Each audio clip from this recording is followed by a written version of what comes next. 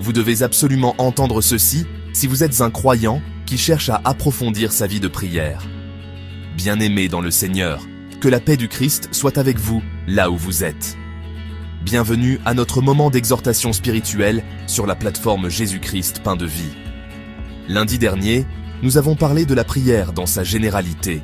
Aujourd'hui, le Seigneur nous conduit à aborder un thème fondamental, les conditions préalables à la prière. Oui, la prière est puissante, mais elle ne peut être efficace que lorsqu'elle est conforme aux principes de Dieu. Alors, écoutons attentivement ce que le Saint-Esprit veut nous enseigner. Jésus dit dans Matthieu chapitre 6, « Lorsque vous priez, ne soyez pas comme les hypocrites, qui aiment prier debout pour être vus des hommes. Bien-aimés, prier uniquement quand on est à l'église ou en groupe, ce n'est pas suffisant. La prière est une relation personnelle avec Dieu. Avant d'être une activité communautaire, c'est une intimité quotidienne avec ton Père Céleste. Pose-toi sincèrement cette question. Quand as-tu prié seul pour la dernière fois ? Quand t'es-tu mis à genoux chez toi pour parler à Dieu, hors des regards ? Si tu ne pries qu'en public, mais que ta vie privée est vide de communion avec Dieu, alors tu vis dans une forme d'hypocrisie spirituelle. Tu dis être un homme ou une femme de prière, mais tu passes plus de temps à écouter de la musique mondaine, à suivre les séries et à discuter des affaires du quartier. Tout ce que tu fais pour impressionner les autres est rejeté par le Seigneur. Il ne cherche pas l'apparence, mais la vérité dans le cœur. Tu pries seulement quand tu as des problèmes, et quand tout va bien, tu oublies Dieu. Change, mon frère, change, ma sœur.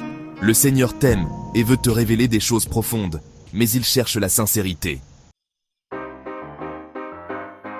Matthieu chapitre 6, verset 6 nous dit « Quand tu pries, entre dans ta chambre, ferme la porte, et prie ton Père qui est dans le lieu secret. » Le lieu secret, c'est le rendez-vous personnel avec Dieu.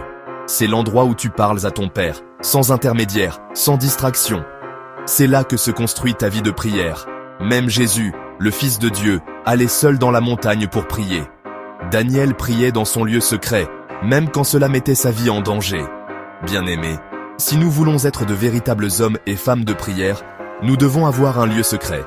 Un coin de la maison, une chambre, un endroit tranquille, peu importe. Ce qui compte, c'est que ce lieu devienne ton sanctuaire personnel. Si tu n'en as pas encore, choisis-le aujourd'hui. Fais de cet endroit un lieu d'intimité, un lieu de rencontre, un lieu d'adoration. Troisième condition, ne pas multiplier les paroles. Ecclésiaste 10,14 nous dit « L'insensé multiplie les paroles ».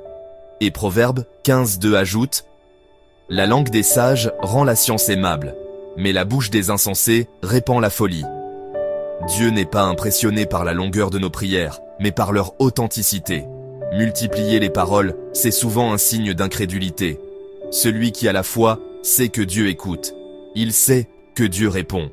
Il sait que Dieu agit, même avant qu'on ouvre la bouche. Alors, prie avec foi, avec des mots vrais, simples, sincères. Évite les discours vides ou les répétitions inutiles. Bien-aimés, avant de vivre une vie de prière puissante et efficace, il est essentiel de respecter certaines conditions. Rejette l'hypocrisie, cherche ton lieu secret et prie avec foi, sans paroles inutiles. Si ces conditions ne sont pas respectées, cela devient un obstacle à l'exaucement de nos prières. Mais si elles sont bien appliquées, alors nos prières toucheront le cœur de Dieu. Que le Seigneur vous bénisse, qu'il renouvelle votre feu dans la prière et qu'il vous révèle sa gloire dans le lieu secret. À Dieu seul soit la gloire.